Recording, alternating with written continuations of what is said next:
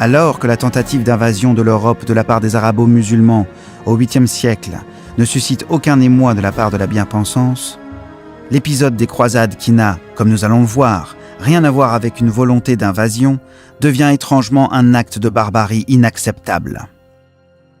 Pour mieux comprendre le phénomène des croisades, il faut d'abord se plonger dans l'histoire du peuple arabe, et plus précisément sur ce qu'il s'est passé en Arabie au 7e siècle de notre ère. Au tout début de ce siècle, un prédicateur mécois du nom de Muhammad, Mahomet en Occident, s'était donné pour mission d'imposer aux divers peuples d'Arabie une nouvelle religion, l'islam. Se présentant comme le messager d'un Dieu unique, Allah, Mahomet réussit tant bien que mal, et parfois même au fil de l'épée, à imposer sa religion, mettant ainsi fin au polythéisme alors en vigueur à cette époque sur les terres d'Arabie. Son œuvre achevée, le prophète Mahomet fit de l'islam la troisième grande religion monothéiste après le judaïsme et le christianisme dans la tradition abrahamique. Tous les enseignements de cette religion furent inscrits dans un livre sacré, le Coran. L'historien Joseph-François Michaud a su faire une très bonne synthèse du contenu des enseignements du Coran.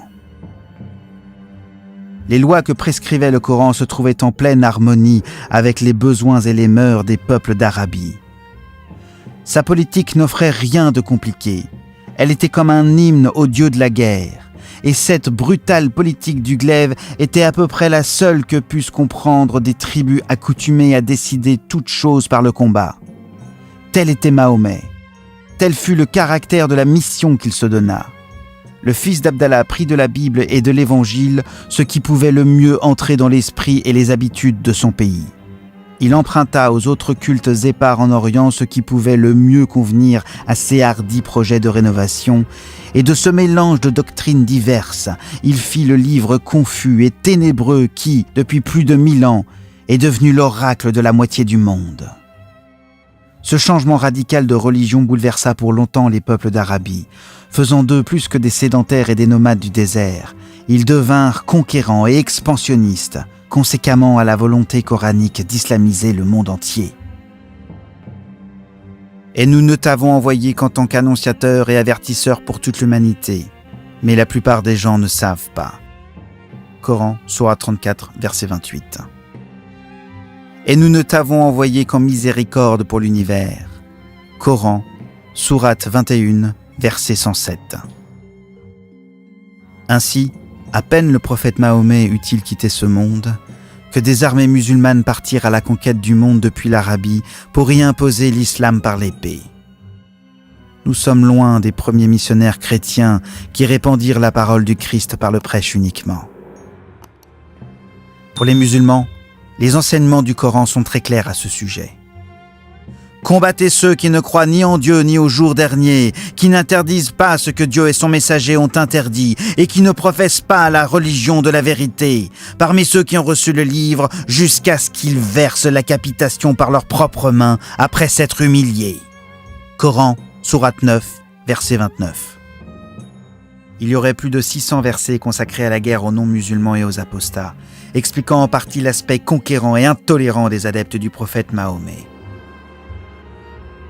Au terme d'un siècle de conquête, l'empire islamique divisé en plusieurs califats s'étendait du royaume franc jusqu'en Inde, en passant par tous les territoires d'Afrique du Nord qui avaient pourtant été christianisés depuis le IIe siècle.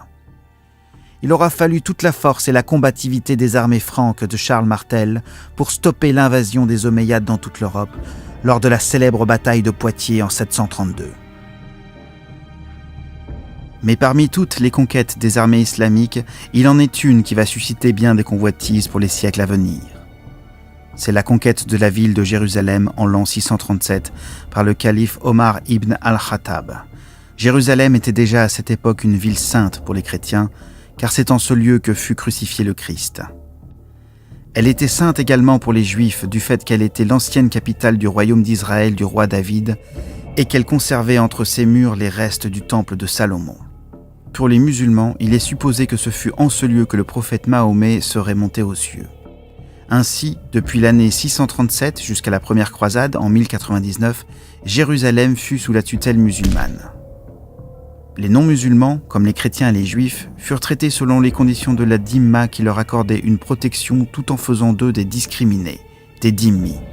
Cette discrimination se présentait sous la forme d'un impôt à payer, la jizya, et toute une série d'interdictions comme celle de construire des lieux de culte, d'exhiber des symboles chrétiens, de monter à cheval ou d'être armé, etc. Malgré cette situation, il n'y eut pas de volonté de reconquête de la part des autorités religieuses chrétiennes du fait que les nouveaux maîtres de Jérusalem n'interdisaient pas les pèlerinages en Terre Sainte, ce qui permit de maintenir une stabilité relative en Palestine. Il faudra attendre l'an 722 pour qu'une reconquête s'établisse durablement face à l'expansion musulmane. Il s'agit de la fameuse Reconquista des chrétiens ibériques qui s'acheva en 1492. Le grand calife abbasside Harun al-Rachid, qui régna de l'an 786 à l'an 809, assura la protection des chrétiens en terre d'islam. Il entretenait de très bonnes relations avec l'empereur Charlemagne et faisait même envoyer à ce dernier quelques cadeaux, comme un éléphant ou une horloge hydraulique. En l'an 1009, le calife fatimide al-Hakim persécuta les chrétiens. Il ordonna la destruction du Saint-Sépulcre à Jérusalem ainsi que d'autres édifices religieux du culte chrétien en Égypte. Il imposa aux chrétiens de porter des insignes distinctifs comme une ceinture reconnaissable et un morceau de tissu pour les différencier des musulmans. Cette attitude offensive et intolérante du calife al-Hakim fut la première étincelle qui fit émerger l'esprit de croisade chez les Occidentaux. Même si à cette époque il n'y eut aucune réaction de la part du pape, la chrétienté prenait conscience de l'hostilité croissante des Mahométans. Le véritable élément déclencheur fut la conquête de Jérusalem par les Turcs seldjoukides en l'an 1071. Cette même année, les Turcs avaient battu l'armée byzantine de l'empereur romain IV Diogène à la bataille de Manzikert le 26 août, fragilisant considérablement l'empire byzantin et ouvrant la voie à Jérusalem. En cette seconde moitié du XIe siècle, les Turcs seldjoukides étaient le fer de lance de l'offensive islamique. Arabes et persans, les anciens maîtres de l'islam oriental avaient depuis longtemps perdu sous l'influence d'une civilisation raffinée leur combativité première. Les Turcs, au contraire, race militaire par excellence, endurcie par les siècles de nomadisme et de misère dans les âpres solitudes de la Haute-Asie, allaient apporter au monde musulman une force neuve. Le général turc Atsiz ibn Abak prit donc Jérusalem en 1071 et y chassa les Fatimides. Peu enclins à tolérer les chrétiens, les nouveaux maîtres de Jérusalem s'évertuèrent à les persécuter et à interdire les pèlerinages venus d'Occident. Désormais, la coupe était pleine. C'est sous le règne de l'empereur byzantin Alexis Ier Comnène que les choses se précipitèrent. Alexis Ier entretenait de bonnes relations avec le nouveau pape Urbain II, élu en 1088 sur le trône pontifical. Cette entente entre la papauté et l'empereur byzantin mit un terme aux dissensions qui régnaient alors entre chrétiens d'Occident et ceux d'Orient.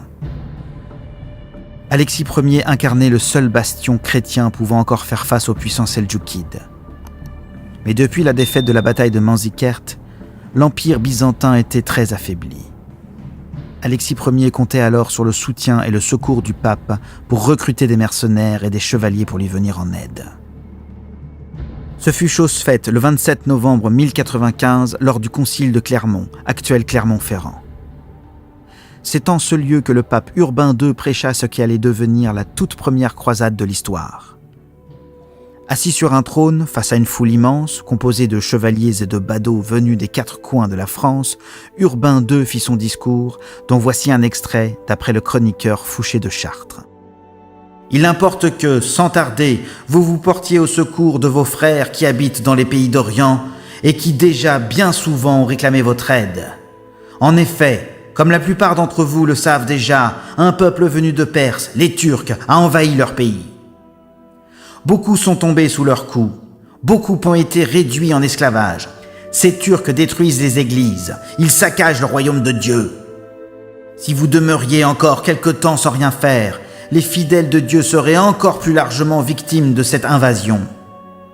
Aussi je vous exhorte et vous supplie, et ce n'est pas moi qui vous y exhorte, c'est le Seigneur lui-même, vous, les héros du Christ, à persuader à tous, à quelque classe de la société qu'ils appartiennent, chevaliers ou piétons, riches ou pauvres, par vos fréquentes prédications, de se rendre à temps au secours des chrétiens et de repousser ce peuple néfaste loin de nos territoires. Voilà la véritable raison pour laquelle la croisade fut prêchée par le pape Urbain II. Il ne s'agissait nullement d'une volonté d'invasion des territoires palestiniens de la part des Occidentaux, dans l'objectif de s'approprier les richesses et de soumettre les peuples en esclavage. Il s'agissait d'une réaction purement défensive face à un islam qui fut toujours offensif et conquérant dès ses débuts face à la chrétienté. N'oublions jamais que Jérusalem était chrétienne avant d'être sous domination musulmane. La reconquête de la ville sainte par les chrétiens était donc parfaitement légitime. Pour mieux comprendre cette réaction, transposons ces événements sous un angle différent. Imaginez par exemple si à ce jour l'armée américaine, dans sa lutte éternelle contre le terrorisme, s'amusait à interdire l'accès des musulmans à la Mecque, les empêchant de faire leur pèlerinage autour de la Kaaba. D'après vous, quelle serait la réaction des musulmans dans le monde? Sans surprise, ça déclencherait un tollé monumental et susciterait bien des réactions agressives et somme toute légitimes aux yeux du monde musulman. Eh bien, c'est exactement ce qu'il s'est passé pour les chrétiens du XIe siècle avec l'arrivée des Turcs seldjoukides à Jérusalem. Si on considère la réaction légitime pour l'un, il faut l'accepter également pour l'autre. L'enthousiasme que suscita le pape Urbain II avec son discours fut tel que l'assemblée des fidèles autour de lui se mit à crier à l'unisson « Dieu le veut, Dieu le veut !» sous l'impulsion de Pierre l'Ermite. Dieu le veut était devenu le cri de guerre, le cri de ralliement de tout un peuple, le cri d'espérance qui allait faire écho durant 2 siècles d'aventure. Une grande armée populaire se fit spontanément. Conduite par Pierre l'Ermite et Gautier sans savoir, elle est constituée de gens du peuple, des pauvres galvanisés par le goût de l'aventure et l'élan mystique de cette première croisade. Comme signe distinctif, ils se firent coudre une croix pâtée rouge sur leurs vêtements. En parallèle de cette armée populaire, se constitua également l'armée des chevaliers ou des barons. Cette armée était scindée en 4 unités, avec à leur tête 4 chefs charismatiques. Raymond de Toulouse, Godefroy de Bouillon, Hugues de Vermandois et Bohémond de Tarente. Les artisans, les marchands, les laboureurs abandonnaient leurs travaux et leurs professions, ne songeant plus à l'avenir ni pour eux-mêmes ni pour leurs familles. Les barons et les seigneurs renonçaient aux domaines acquis par la valeur et les exploits de leurs pères. L'armée populaire parvint difficilement jusqu'à Constantinople le 1er août 1096, après avoir traversé non sans heurts et pillages les territoires jalonnant leur parcours jusqu'à la capitale byzantine. L'empereur Alexis Ier Comnène proposa à cette armée de guenilleux indisciplinés d'aller s'installer dans le camp militaire de Civito, non loin de Nicée. Ce fut dans ce contexte que l'armée populaire subit les assauts répétés des Turcs qui les exterminèrent. Sur 25 000 hommes, seuls 3 000 survécurent et purent rejoindre l'armée des chevaliers.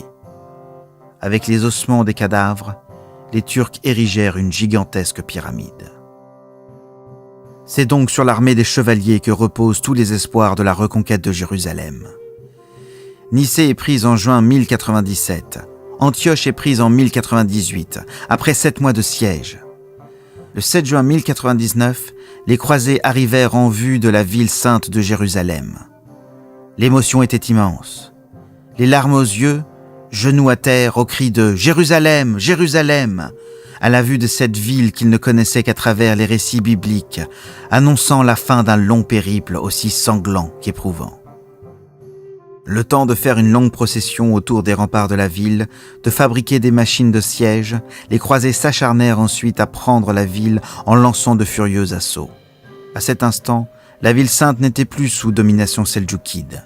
Les Fatimides avaient repris la ville 1 an auparavant, et c'est eux qui eurent à subir les assauts répétés des croisés. Le 15 juillet 1099, la ville tomba enfin. Les croisés prirent possession de Jérusalem et commencèrent à massacrer la population musulmane. Irrités par les menaces et les longues insultes des musulmans, et aigris par les maux qu'ils avaient soufferts pendant le siège et par la résistance qu'ils avaient trouvée jusque dans la ville, ils remplirent de sang et de deuil cette Jérusalem qu'ils venaient de délivrer et qu'ils regardaient comme leur future patrie. Si ce massacre est avéré, il n'en demeure pas moins qu'il fut bien moindre que ce que les chroniqueurs ont pu en dire à ce sujet. Après 4 siècles de présence musulmane, Jérusalem redevenait enfin chrétienne en toute légitimité. Il s'ensuivit la création d'un royaume franc de Jérusalem, et ce fut au duc de Basse-Lotharingie, Godefroy de Bouillon, que le titre de roi de Jérusalem fut proposé. Titre qu'il refusa, estimant qu'il ne pouvait porter une couronne d'or sur le lieu où le Christ fut couronné d'épines. Il se contenta alors du titre d'avoué du Saint-Sépulcre. C'est son frère, Baudouin de Boulogne, qui, après la mort de Godefroy, endossa le titre de premier roi du royaume franc de Jérusalem, sous le nom de Baudouin Ier de Jérusalem.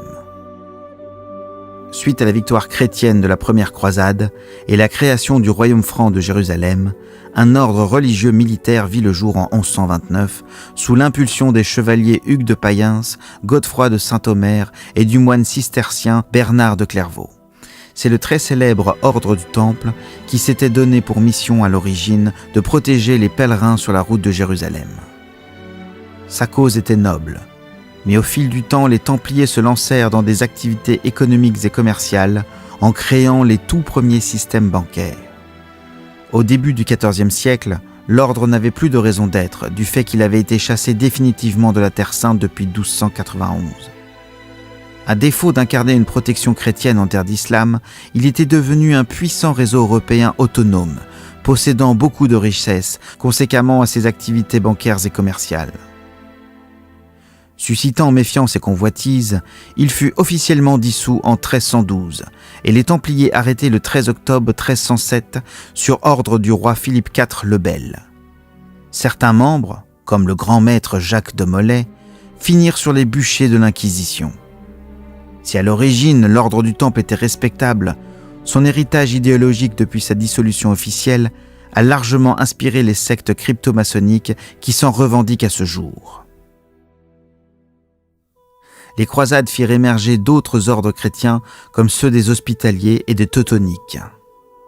La première croisade, n'ayant su atténuer les appétits conquérants des islamistes, ne fut que la première d'une série de 8. La deuxième croisade, 1146-1149, fut prêchée à Vézelay en 1146 par le moine cistercien Bernard de Clairvaux en présence du roi Louis VII et de la reine Aliénor d'Aquitaine. C'est le pape Eugène III qui la proclama, suite à la prise d'Édesse par Zengi, l'Atabeg de Mossoul, en 1144. Elle fut menée par les deux plus grands princes d'Occident, Louis VII et Conrad III, l'empereur germanique. Elle se clôtura malheureusement par une défaite des armées croisées. La troisième croisade, 1189-1192, fut proclamée par le pape Grégoire VIII, conséquemment à la prise de Jérusalem par le puissant sultan d'Égypte Saladin. Avant de reprendre la ville sainte, Saladin eut à affronter le jeune roi lépreux Baudouin IV de Jérusalem, qui sortit vainqueur de la bataille de Montgisard. Ce ne fut qu'après la mort de ce jeune roi, pure effigie du roi français, que Saladin put reprendre Jérusalem. 3 grands souverains de cette époque se lancèrent dans la reconquête de la Terre Sainte. L'empereur germanique Frédéric Barberousse, le roi de France Philippe Auguste et le roi d'Angleterre Richard Cœur de Lion. Seul Richard assura la reconquête face aux armées de Saladin. Frédéric Barberousse se noya avant d'arriver en Terre Sainte, et Philippe Auguste préféra retourner en France après la prise de Saint-Jean d'Acre, afin de consolider son royaume face aux incessantes offensives anglaises. Cette croisade se solda par la signature du traité de Jaffa, 1192, assurant une mince victoire pour les croisés. La quatrième croisade, 1202-1204, fut proclamée par le pape Innocent III afin de reprendre Jérusalem. C'est Foulques de Neuilly qui fut chargé de la prêcher sur la demande du pape. Cette quatrième croisade ne suscita pas le même engouement que les précédentes. Aucun grand souverain européen n'y participa. La cité de Venise se chargea de l'embarquement de la petite armée croisée qui répondit à l'appel. Mais la croisade fut détournée par les Vénitiens pour une question de dette à régler. C'est à Constantinople que les croisés achevèrent leur périple en faisant par 2 fois le siège de la capitale byzantine avant de la piller honteusement. Cette croisade ne fut qu'une lutte inutile entre les chrétiens d'Occident, latins, et ceux d'Orient, byzantins, aboutissant à la création d'un éphémère empire latin d'Orient. La 5e croisade, 1217-1221, faisait suite à une petite croisade organisée par de pauvres pèlerins en 1212, appelée croisade des enfants. Cette croisade se solda par un échec cuisant, tuant des milliers d'entre eux quand ils n'étaient pas vendus comme esclaves en Égypte. Conséquemment au désastre de la 4e croisade, le pape Innocent III proclama la 5e croisade, qui fut prêchée en France par Robert de Courson. L'objectif était d'attaquer l'Égypte afin d'affaiblir le sultanat ayyubide. Damiette fut prise en 1219, ouvrant l'accès au Nil. Mais le refus de négociation de la part du légat Pélage d'Albano avec le sultan Al-Kamil, ainsi que des dissensions au sein des croisés, aboutit à une défaite pour ces derniers. La 6e croisade, 1228-1229, se fit sous la responsabilité de l'empereur germanique Frédéric II de Hohenstaufen sur la demande du pape Honorius III. Tardant à s'engager dans la croisade, Frédéric II fut excommunié par le successeur d'Honorius III, le pape Grégoire IX.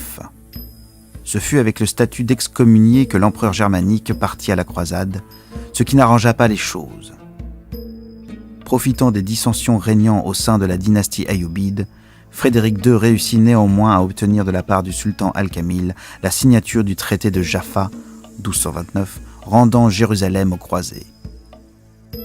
Ce traité ne fut qu'une victoire fragile pour 10 ans. La 7e croisade, 1248-1254, fut précédée par celle des barons, 1239-1241, prêchée par le pape Grégoire IX et commandée par Thibaut IV de Champagne, conséquemment à l'expiation du traité de Jaffa. Elle fut un succès pour les Francs qui laissèrent derrière eux une paix fragile. Après avoir appris que Jérusalem fut conquise par des pillards musulmans, les Khwarezmiens, en 1244, Saint Louis décida de se croiser, suivi par la grande noblesse de son royaume. Voulant réitérer la stratégie de la 5e croisade, le Saint-Roi et son armée prirent Damiette, 1249, et obtinrent une victoire à la bataille de Mansoura. Malgré cela, Saint-Louis fut fait prisonnier lors de la bataille de Fariscourt et libéré 1 mois plus tard contre une forte rançon et l'évacuation de Damiette. Malgré cet échec, Saint-Louis resta 4 années en Terre Sainte afin de fortifier les États latins d'Orient. Il ne rentrera en France qu'en 1254. La 8e croisade, 1270, fut prêchée par le cardinal Sainte-Cécile Simon de Brie sur la demande du pape Clément IV, conséquemment à la menace que faisaient peser les Mamelouks du sultan Beybar sur le royaume de Jérusalem. Cette croisade ne fit pas l'unanimité, mais Saint-Louis décida de se croiser contre l'avis de son entourage. Il embarqua avec son armée à Aigues-Mortes en 1270, à destination de Tunis. Mais le siège de l'ancienne capitale carthaginoise fut un échec total. L'armée du Saint-Roi fut décimée par les maladies comme la dysenterie.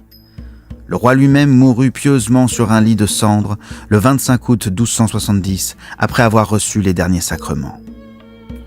Seul le prince Édouard d'Angleterre se rendit en Terre Sainte avec sa petite armée pour affronter Beybar. Avant de quitter la Terre Sainte en 1272, Édouard d'Angleterre obtint de la part du sultan la signature du traité de Césarée, assurant une trêve de 10 ans. Cette expédition de la part du prince d'Angleterre est souvent considérée comme une 9e croisade. Si vous souhaitez connaître dans les détails le déroulé de chaque croisade, nous vous invitons à découvrir les œuvres de René Grousset, historien spécialiste des croisades.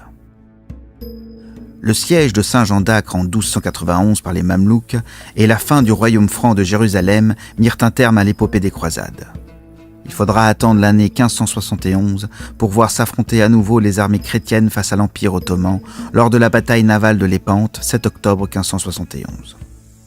Cette bataille faisait suite à la prise de Chypre par les Ottomans du sultan Sélim II, où près de 20 000 Vénitiens y furent massacrés. Elle fut une victoire totale de la Sainte Ligue du pape Pie V face à la flotte ottomane. Ce fut le triomphe de la chrétienté sur l'Empire musulman dans la lignée des croisades.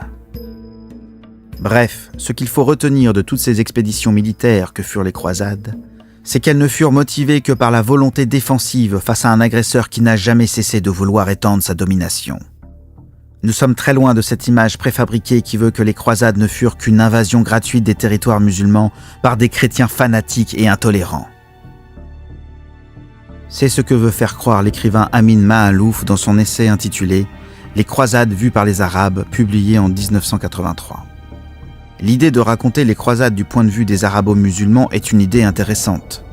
Mais malheureusement, dans cet essai, M. Maalouf préféra jouer la carte de la malhonnêteté en présentant les croisades comme une ruée de barbares sanguinaires venus d'Occident pour envahir le Levant, tout en s'abstenant de préciser la raison principale qui poussa ces fringes à de telles expéditions. Ils resteront 2 siècles en Terre Sainte, pillant et massacrant pour la gloire de leur Dieu. Cette incursion barbare de l'Occident au cœur du monde musulman marque le début d'une longue période de décadence et d'obscurantisme. Elle est ressentie aujourd'hui encore en terre d'islam comme un viol, peut-on lire en 4e de couverture de son essai.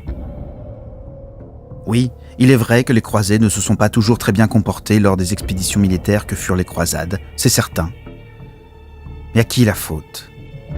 Qui s'est donné pour mission de conquérir le monde au fil de l'épée depuis l'avènement du prophète Mahomet, et ce, sans aucun respect pour les religions déjà existantes, le fameux djihad ?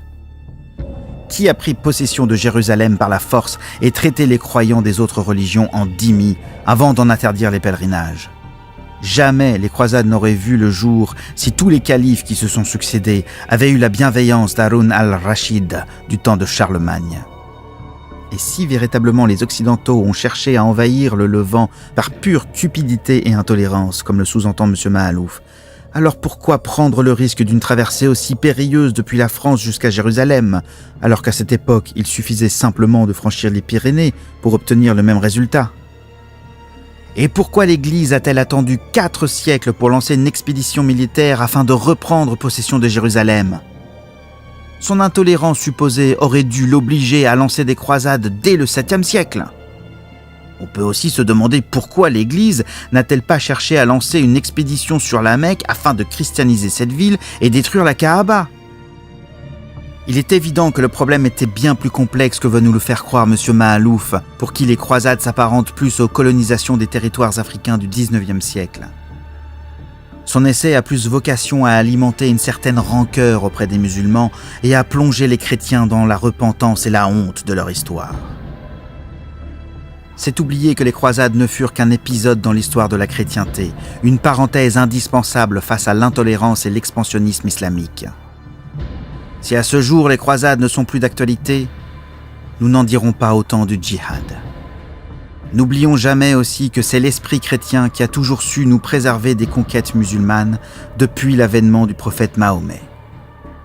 Et c'est la disparition de cet esprit chrétien au profit de celui des droits de l'homme qui a permis à l'islam de faire ce qu'il n'avait jamais pu faire jusqu'alors, s'implanter dans toute l'Europe.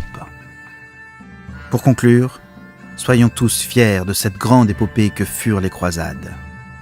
Une épopée aussi fascinante que douloureuse, face à laquelle nos ancêtres surent consentir au sacrifice pour la gloire et la défense de la civilisation chrétienne. Nous ne pouvons que saluer la mémoire de tous ces hommes qui, aujourd'hui encore, nous montrent le chemin à suivre face à un islam qui n'a jamais cessé d'être conquérant. Ce chemin, c'est celui de Jérusalem, c'est celui du Christ roi, c'est celui de la Reconquista. Notre jour viendra.